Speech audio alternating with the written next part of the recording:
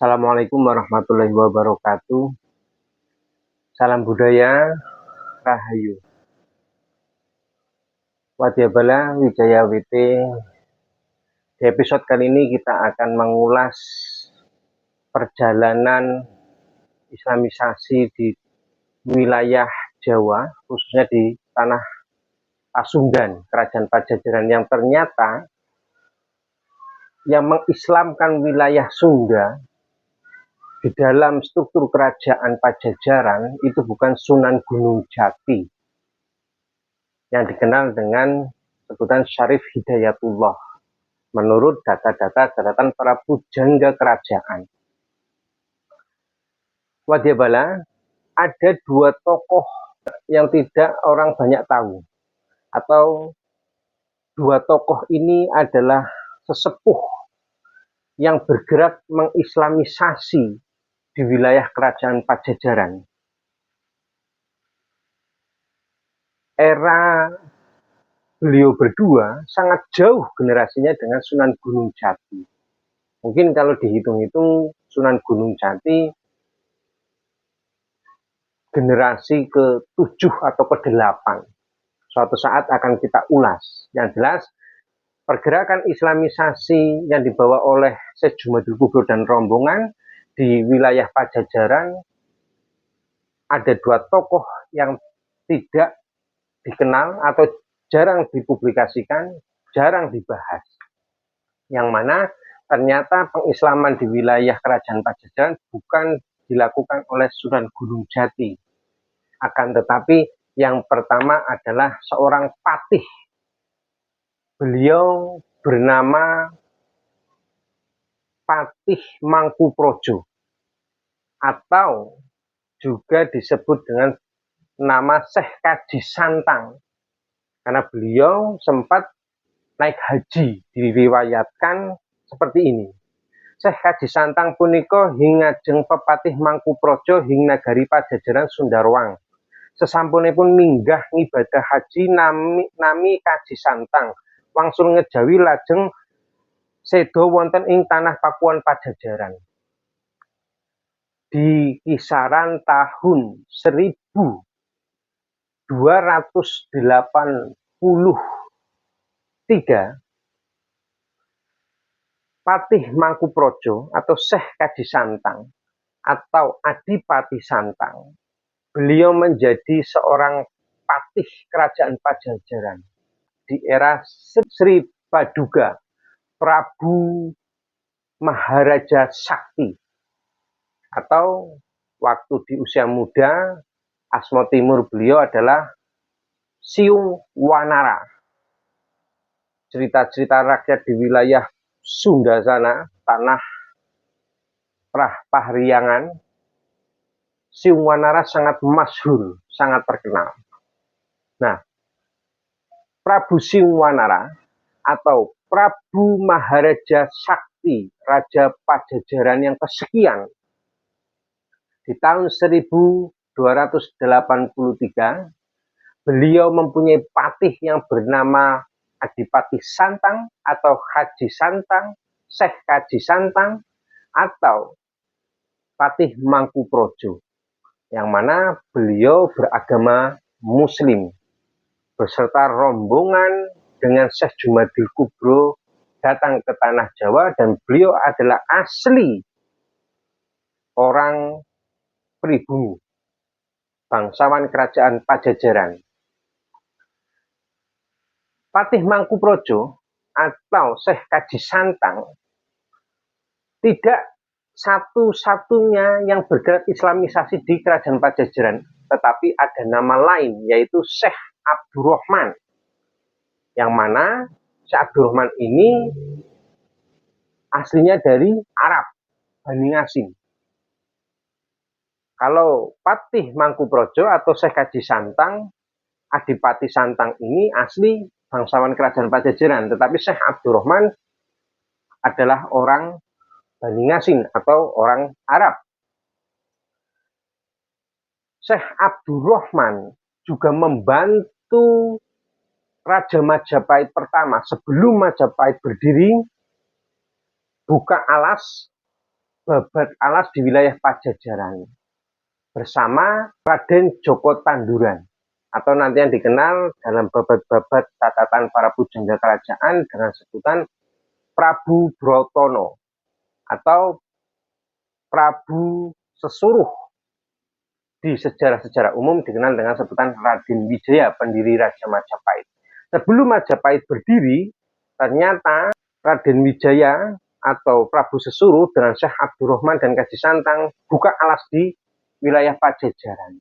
Dan bahkan Patih Mangkuprojo atau Adipati Santang, beliau adalah seorang patih di kerajaan Pajajaran di eranya Sri Paduka Maharaja Sakti atau Siung Wanara tahun 1283.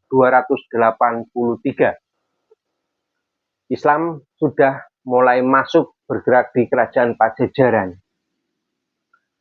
Jauh sebelum Sunan Gunung Jati Syarif Hidayatullah lahir. Bahkan Kesultanan Cirebon belum berdiri, akan tetapi Islam sudah bergerak, sudah merasuk di kerajaan Pajajaran. Wadyabala, sejarah ini sering tidak terulas atau bahkan banyak yang tidak tahu, baik dari kalangan sejarawan, budayawan, para kiai, para santri. Karena beliau-beliau tidak merujuk kepada data internal, tidak meneliti ke sumber peradaban yang menjalankan kesejarahan, yaitu di keraton, baik keraton Cirebon ataupun keraton Mataraman seperti Kasunanan, Surakarta, atau Hadiningrat. Akan tetapi para sejarawan, para kiai, para santri, para budayawan, para masyarakat itu menelitinya dengan sumber-sumber eksternal dari luar negeri, atau mengira-ngira. Yang lebih parah dengan mimpi, dengan penerawangan goda-gaduk matuk, sehingga akan merubah kesejarahan yang benar. Baiklah wadyabala, kembali kepada Patih Mangkuprojo atau Adipati Santang yang makamnya di daerah Garut sekarang, di atas naik, di sana di daerah Gunung Glodok, dikenal dengan Sunan Rohmat, yang mana beliau adalah sesepuh yang terekam dalam data-data kerajaan sebagai Patih Mangkuprojo dengan sebutan Adipati Santang atau Syekh Kaji Santang setelah naik haji. Beliau menjadi patih di eranya Sri Paduka Maharaja Sakti Prabu Siung Wanara tahun 1283 sebelum Majapahit berdiri. Bersama dengan Syekh Abdurrahman, sehingga nanti tahun 1300 Syekh Abdurrahman karena jasa-jasanya membantu Raja Majapahit pertama buka alas dan menata wilayah Pajajaran, pada saat Majapahit nanti berdiri di tahun 1300 Syekh Abdurrahman diberi garwa triman dari putrinya yang bernama Roro Mandar. Sehingga nanti Syekh Abdurrahman menjadi keluarga bangsawan kerajaan Majapahit diberi wilayah perdikan. Dan nanti akan menjadi seorang adipati di wilayah Jawa Timur. Wadyabala, kiranya cukup sekian ulasan kali ini. Perjalanan Islamisasi Syekh Jumadil Kubro masuk ke wilayah Nusantara sebelum di Majapahit, ternyata di Pajajaran sudah bergerak. Yang mana di sana ada sesepuh penyebar Islam, yaitu Syekh Kaji Santang atau Adipati Santang atau Patih Mangkuprojo. Patih di era Sri Paduka Maharaja Sakti atau Siung Wanara tahun 1283. Pergerakan Islam sudah mulai jauh sebelum eranya Sunan Gunung Jati. Mari kita telusuri, kita pahami sejarah bangsa kita sendiri agar tidak hilang jati diri kita, agar kita selalu handar beni mencintai tanah air bangsa kita sendiri. Jangan lupa like, subscribe, dan share sebanyak-banyaknya, dan hidupkan kode lonceng notifikasi agar selalu mendapatkan informasi sejarah, budaya, dan tradisi ajaran-ajaran para wali dan para raja-raja yang sesuai dengan catatan-catatan para pujangga keraton. Yang mana catatan-catatan ini diambil di era itu sendiri, yaitu di era pujangga yang bernama Empu Artati atau Empu Hartati. Beliau menjadi seorang pujangga selama 69 tahun di era Prabu Munding Sari tahun 1229, lalu menjabat pujangga di eranya Prabu Munding Wangi tahun 1241, lalu menjabat di eranya Prabu Sunda Hanyarokowati atau Prabu Arjokusumo tahun 1250